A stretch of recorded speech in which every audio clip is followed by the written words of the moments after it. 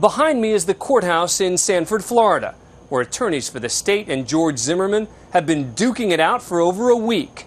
It was just a few miles from here that Trayvon Martin was shot once in the chest and killed. That was 18 months ago. In the weeks after that rainy February night, passions were stirred, protests ensued, and eventually criminal charges were filed. But now in Sanford, there are new questions, and for some fears, about what could happen, would happen, if he's found not guilty. Today, the jockeying began early as the prosecution struggles to save its case in the George Zimmerman trial. When jurors arrived in court today, the first thing they were told was to ignore, effectively forget, a crucial moment of testimony from a key prosecution witness. You are to disregard the question and the answer. Lead Detective Chris Serino had come close to saying he believed George Zimmerman's account of what happened the night Zimmerman shot and killed 17-year-old Trayvon Martin. So if we were to take pathological liar off the table as a possibility just for the purpose of this next question, you think he was telling the truth? Yes. If jurors believe Zimmerman is being truthful, prosecutors could be in big trouble. Judge Deborah Nelson ruled that Serino could not offer an opinion of another witness's credibility. A small victory for a prosecution trying to shore up its case against the Neighborhood Watch volunteer. He said, just give me the address of the house you're in front of. And there's no address because these are the back of the houses. Prosecutor Bernie Della Rionda continued questioning the detective who'd been with Zimmerman during a reenactment for police in the days following Martin's death. Detective Serino testified about questions he had as to why Zimmerman would have left his car after calling the police. Are you following him? Yeah. Okay, we don't need you to do that. George Zimmerman parked his car here on a rainy night. He says he started walking to get his bearings, to get an address for police, that he was actually walking back to his car.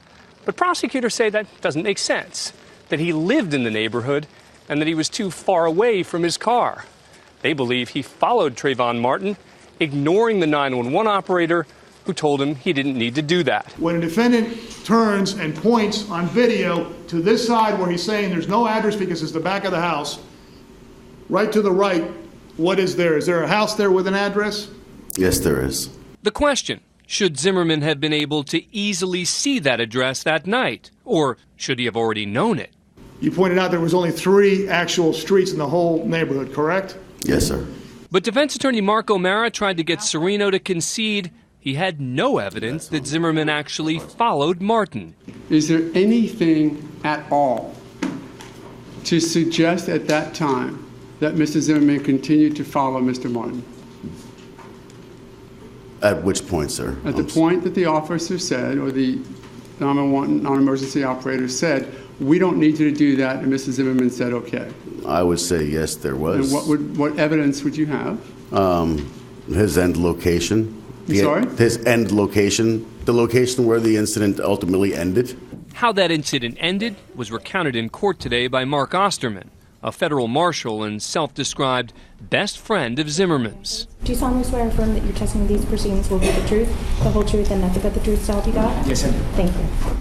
Prosecutors called him to show what they say is an inconsistency, that Zimmerman told his friend that Trayvon Martin grabbed at his gun, rather than Zimmerman just fearing Martin was about to reach for it, as he told police. Do you recall if he even told you that Trayvon Martin had touched the gun, or just that he was reaching for it?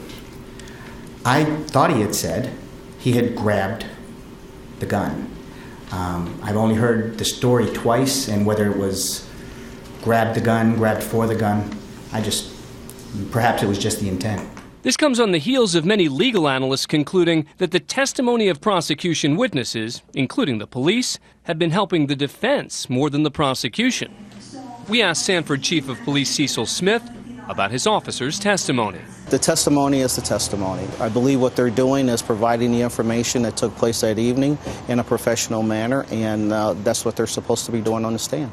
At the courthouse, many now openly speculate about a possible not guilty verdict. And some fear an uproar from those unwilling to accept that outcome. George Zimmerman is found not guilty. Is your office ready for that? I believe we have plans that will be able to deal with issues as they arise. I assume the worst case scenario then would be riots. Yeah, and I would say it again, you know what, we're not talking about riots, we're talking about rallies. If people choose to come to Sanford and voice their opinions, or if they want to come and rally, we welcome that. We want people to have the opportunity to express themselves. Chief Smith took over the job just 3 months ago, a transplant from the Chicago area, married to a white woman for 15 years.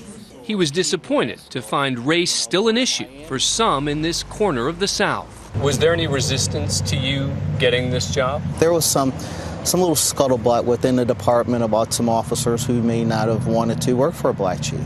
In this day and age, there are white officers saying, I don't want to work for a black chief. Yeah, that was kind of the rumor.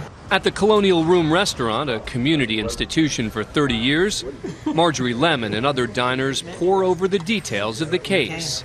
She remembers a time when Sanford was aggressively divided by race. I have grandsons that age, and they walk around with hoodies and sweatshirts on, and it could have been one of them.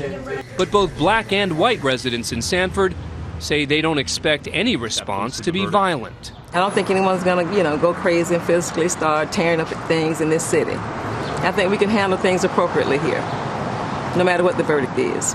I think we'll get up the next day and it'll be another day, and we'll keep moving forward.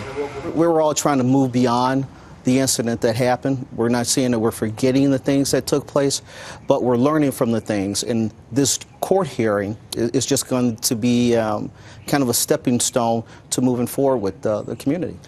Zimmerman's attorney, Mark O'Mara, is also well aware of the racial component, especially with no African Americans on the jury of 6 women. I would like to have had a more diverse jury, only so that those people who want to complain would have less of a reason to complain.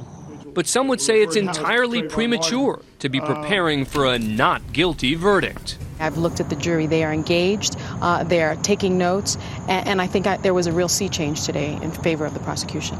Zimmerman's attorneys also found themselves on the defensive today over an Instagram photo posted by the daughter of Zimmerman defense attorney Don West. The controversial selfie shows West with his daughters holding up ice cream cones. The caption reads, "We beat stupidity celebration cones," followed by the hashtag, "Dad killed it." Today, prosecutors asked for a formal inquiry over the photo posted after West's cross-examination of Trayvon Martin's friend, Rachel Gentile. Be the truth, the whole truth, and nothing but the truth, so help you God. They believe an investigation is necessary to ensure, quote, witnesses in court proceedings are being treated with respect.